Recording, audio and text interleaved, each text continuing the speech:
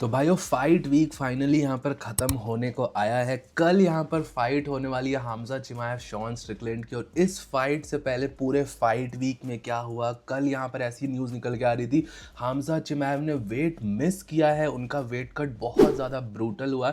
एक कंट्रोवर्सी भी निकल के आई कि हमजा चिमाएव सिर्फ 3 सेकंड्स के लिए स्केल पे थे और जो वहाँ पर फाइट कमीशन का बंदा था उसने ऐसे ही वेट यहाँ पर दे दिया हमजा चिमाएव को पूरा मेजर किए बिना।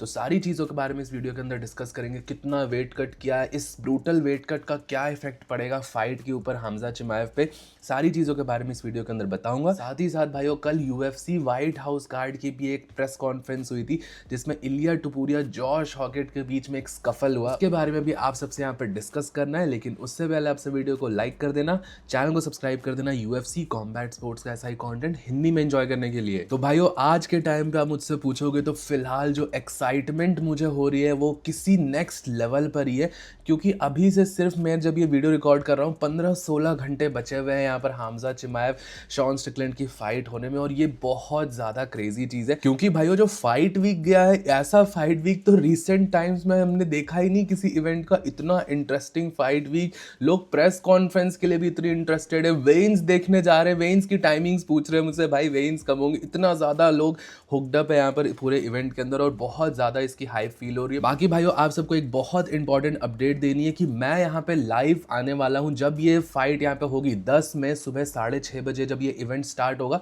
तो मैं अपने ही इसी यूट्यूब चैनल MMA दोस्त पे एक लाइव वॉच अलॉन्ग स्ट्रीम करेंगे आप सबके साथ, ताकि आप सब फाइट देखते देखते मेरे साथ सारी चीज़ें डिस्कस भी कर पाओ। तो भाइयों आप सब उस वॉच अलॉन्ग लाइव स्ट्रीम पे ज़रूर से आना, मेरे से डिस्कशंस करना। और जिसको फाइट से रिगार्डिंग अभी भी प्रॉब्लम्स है कि कहाँ पे देखनी है, कैसे देखनी है, आप इस कंट्री में हो तो कैसे देखें, भाइयों मैं आप सबको रिकमेंड करूंगा मेरा टेलीग्राम चैनल जरूर से ज्वाइन कर लेना। मेरे टेलीग्राम चैनल पे मैं फाइट से रिलेटेड सारे अपडेट्स भी देता हूं, कहां पे देखनी है, कैसे देखनी है, वो सारी चीजें भी बताता हूं। तो भाइयों सारे सोल्यूशंस आप सबको यूएफसी फाइट से रिगार्डिंग टेलीग्राम पे मिल ही जाते हैं, जिन्होंने पहले से ज्वाइन कर रखा है उनको पता है। तो भाइयों टेलीग्राम चैनल का लिंक नीचे पिन कमेंट्स में आप सबको मिल जाएगा, जरूर से चेकआउट कर लेना। बाकी भाइयों अब डिस्कस करते हैं यहाँ पर कल एक कंट्रोवर्सी निकल के आई थी कि हमजा चिमाएव ने वेट मिस किया, पहली बात तो, और बहुत ब्रूटल वेट कट था। अब सबसे पहली बात तो यहाँ पर डिस्कस करते हैं जो ब्रूटल वेट कट की बातें करी जा रही है। मैं भाइयों अपने आप में ही शॉक हूँ कि हमजा चिमाएव मिडिल वेट में भी इतना ज़्यादा स्ट्रगल कर रहा है वेट बनाने के लिए। अब इसके पीछे के भी रीजंस है जो मैं आपको बताता हूँ। अब देखिए हमजा चिमाएव जैसे ही वेन्स पे स्केल करने आया, डैनियल कॉर्मियर ने भी बोला कि वो बहुत मिजरेबल दिख रहा था। और भाइयों एक्चुअल में भी आप देखोगे तो हमजा चिमाएव का जो डिमीनर था वो कुछ भी अच्छा नहीं लग रहा था, बहुत ही ज़्यादा डीमोटिवेटेड और थका हुआ लग रहा था, क्योंकि उसने एक बहुत रफ और एक साथ बहुत सारा वेट कट किया है। अब अरमान शाहरुखियन ने यह रिवील करा कि हमजा चिमाएव इस फाइट के लिए भी एक बहुत बड़ा वेट कट करने वाला है। उसने यहाँ पर रिवील करा कि हमजा ने इस फाइट के लिए 21 किलो से भी ज्यादा का वेट कट किया है। अब भाइयों मैंने इसके बारे में रील डाली थी तो बहुत सारे लोग कंफ्यूज थे कि आखिर यहाँ पर हमजा चिमाएव ये फाइटर्स 21 किलो वेट कट कैसे कर सकते हैं और फिर 15-16 किलोज वापस गेन कैसे कर लेंगे एक ही दिन के अंदर।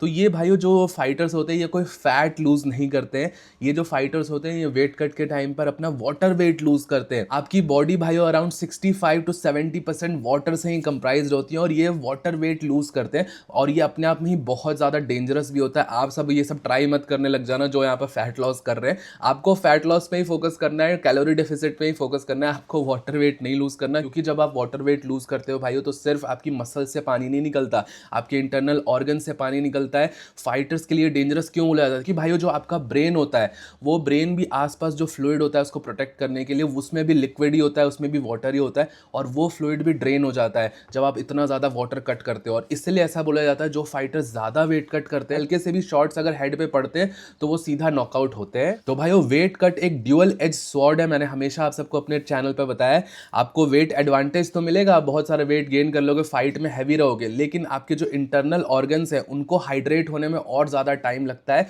और इसीलिए यहाँ पर जो फाइटर्स होते हैं जो ज़्यादा वेट कट करते हैं वो एक डिसएडवांटेज पे भी होते हैं, वो जल्दी नॉकआउट हो सकते हैं। अब भाइयों ये फाइट में कितना ज़्यादा यहाँ पर प्ले आउट करेगा वो चीज़ें देखने वाली होंगी। अब हमजा चिमाएव अपने आप में ही एक रेसलर है, उसको ये weight cut, brutal weight cut कैसे अफेक्ट कर सकता है। अब स्ट्राइकिंग ज़्यादा वो करने नहीं जाएगा, ना ही वो एंगेज करेगा और ना ही यहाँ पे शॉन स्ट्रिकलैंड पर कोई ऐसी एक्सप्लोसिव पावर भी है कि वो एक पंच में नॉकआउट कर दे या एक पंच में ही गिरा दे हमजा चिमाएव को। शॉन स्ट्रिकलैंड पे मैं भाइयों ये भी कहता हूँ कि वो पंचर्स चांस नहीं है, वो एक वॉल्यूम पंचर है, वो किसी को अपने कार्डियो मल्टीपल शॉट से ड्राउन कर सकता है, ये चीज़ें पॉसिबल हो सकती है। हमजा चिमाएव के लिए भाइयों खतरा ये होने वाला है कि इतना ज़्यादा वेट कट करने के कारण वो टायर आउट हो सकता है। आप जब इतना थके हुए हो ऑलरेडी वेट कट से ही, आप इतनी ज़्यादा ड्रेन्ड हो, आप शायद ज़्यादा रेसलिंग करो, ज़्यादा पावर से रेसलिंग करो, 5 राउंड्स तक रेसलिंग ना कर पाओ, ये सारी प्रॉब्लम्स यहाँ पर हो सकती है। भाइयों कुछ कंट्रोवर्सी ये भी निकल के आ रही थी कि वेन्स के टाइम पे कंट्रोवर्सी हुई है। हमजा चिमाएव ने वेट नहीं बनाया था, बट जो बंदा यहाँ पे वेट मेजर कर रहा था उसने करप्शन करके यहाँ पे हमजा चिमाएव को वेट दे दिया। वो सिर्फ 3 सेकंड तक खड़ा हुआ, वेट ऐसे हिल रहा था स्टिल। मैं भाइयों पर्सनली इन सारी चीज़ों पर बोलूँगा कि ये एक बहुत बड़ा कोप है। हमजा चिमाएव वहाँ पे वेट के लिए खड़ा हुआ, जो फाइट कमीशन है उसने यहाँ पर वेट दिया, बात खत्म हो गई। यहाँ पर ऑब्वियसली कुछ प्रॉब्लम होगी, कुछ करप्शन होगी तो अल्टीमेटली बाहर आनी है, हमेशा ये सारी चीज़ें छुप नहीं सकती है। भाई मुझे यहाँ पर इनकी ड्युअलिटी समझ नहीं आती। पहले तो ये बोलते हैं कि यूएस है इनका होम ग्राउंड में फाइट होने वाली है, हमारे बंदे यूएस ये सारी चीज़ें। फिर भाइयों हमजा चिमाएव जैसा कोई बाहर का बंदा आके तुम्हारी फाइट कमीशन से बंदे को खरीद लेता है और उसके अंदर पैसे डाल देता है। बहुत ही ज़्यादा ऐसे कॉन्स्पिरेसी थ्योरी वाली बातें ये सारी चीज़ें, तो पहली बात।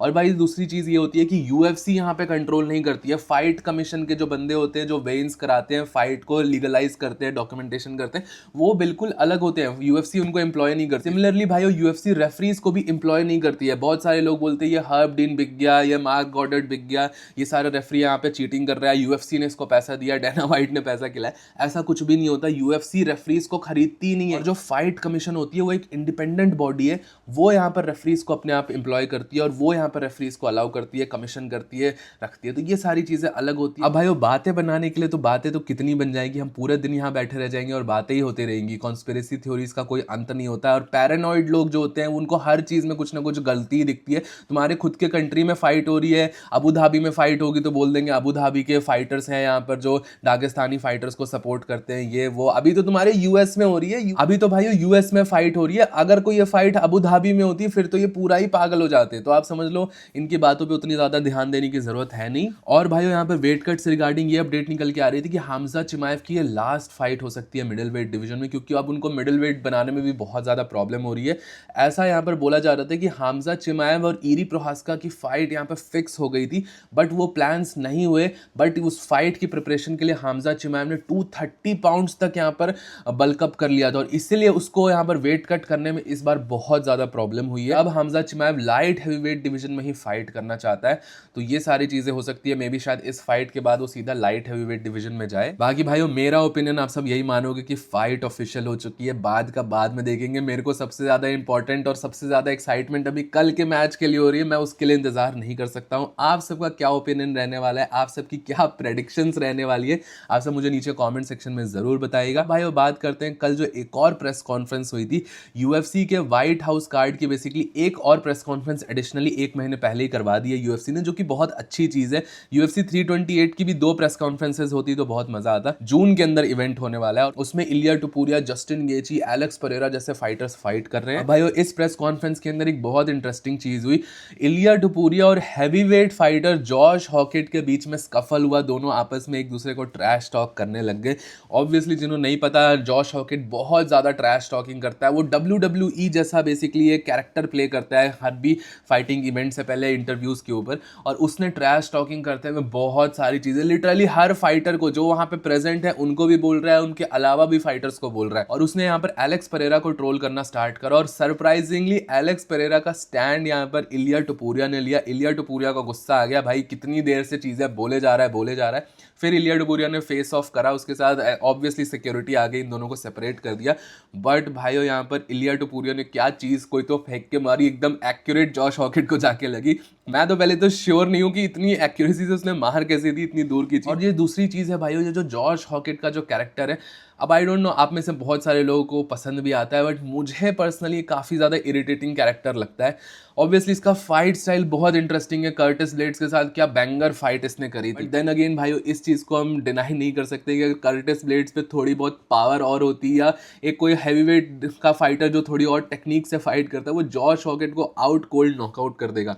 तो अभी उसको परफॉर्मेंस वाइज बहुत कुछ प्रूव करना है जॉश हॉगेट को, लेकिन उसने ट्रैश टॉकिंग बहुत ज़्यादा कर दी है ऑलरेडी। और मुझे तो पर्सनली अभी के हिसाब से अच्छा फाइटर है, एंटरटेनिंग फाइटर है, बट इसका कैरेक्टर उतना ज़्यादा पसंद नहीं आ रहा है। I am all in for trash talking, मुझे ट्रैश टॉकिंग देखना पसंद आता है, बट एक तो समझ तो आए क्या बोल रहा है, एक तो उसकी स्पीच ही इतनी क्लियर नहीं कि क्या बोलता है। मोस्ट ऑफ द टाइम तो मुझे नॉइजी लगता है, रिपीट करके सुनना पड़ता है स्लो में कि हाँ भाई इसने ये चीज़ बोली।